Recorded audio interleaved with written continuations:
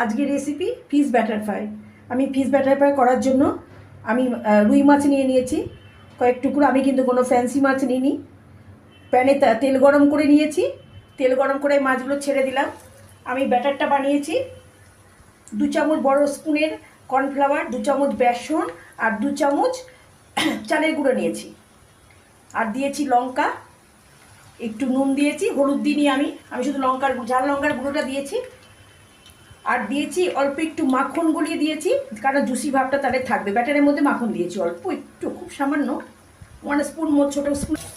আমি সব কটা মাছ দিয়ে দিয়েছি। ওই মাছটা ভাজতে দিলাম। মাছটা হয়ে গেছে, আমি উল্টে দিচ্ছি অন্য সাইডটা।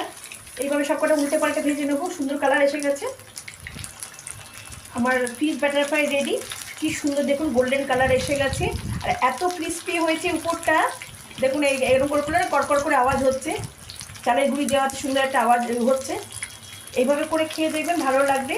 সবসময় দামি মাছ খাওয়া যায় না, ভেটকি মাছ এগুলো খাওয়া যায় না, পাবদা ভেটকি। আমি রুই মাছ দিয়ে করলাম। ভালো লাগে একটু লাইক কমেন্ট শেয়ার করে দেবেন। সুস্থ থাকবেন, ভালো থাকবেন, ধন্যবাদ।